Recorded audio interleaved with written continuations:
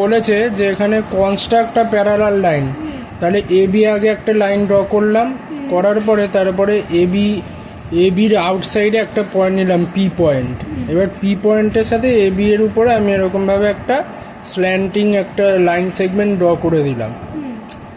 করার পরে এই পয়েন্টে কম্পাসটাকে বসালাম, বসিয়ে এরকম আমি একটা যে কোনো একটা আর্ক ড্র করলাম, এনি আর্ক আমি ড্র করলাম, যেটা এই লাইন সেগমেন্টটাকে এম পয়েন্টে ইন্টারসেক্ট করেছে আর এবি লাইন সেগমেন্টকে এন পয়েন্টে ইন্টারসেক্ট করেছে।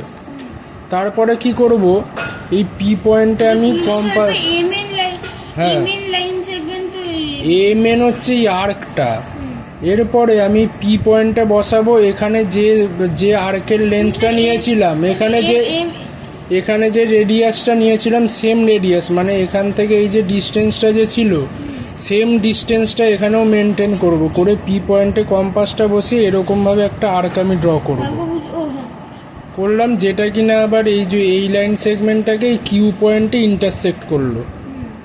ঠিক আছে, এবারে তারপর নেক্সট কি করব, এবার এই কিউ পয়েন্টে আমি হচ্ছে বসাবো আবার কম্পাসের মেটাল টিপটাকে, আর কোনো কম্পাসটাকে ছোট বড় কিছু না করে আগেরই যে মেজারমেন্টটা ছিল সেই মেজারমেন্টে রেখেই কিউ পয়েন্টে কম্পাসের মেটাল টিপ বসিয়ে এই আর্কটাকে আবার এরকমভাবে আমি কাট করব।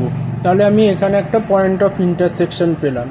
তারপরে নেক্সট কাজ আমার কি হবে, এই পি এর সাথে এই পয়েন্টটাকে মিট করে দিয়ে আর হচ্ছে দুই সাইডে প্রডিউস করে দেবো। তাহলেই আমি এ বি এর সাথে প্যারালাল টু সিডি পেয়ে যাব। তারপরে অ্যান্সার লিখব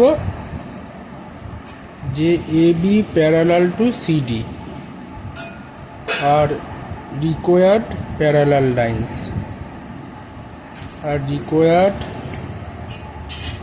প্যারালাল লাইন্স, ব্যাস হয়ে গেল।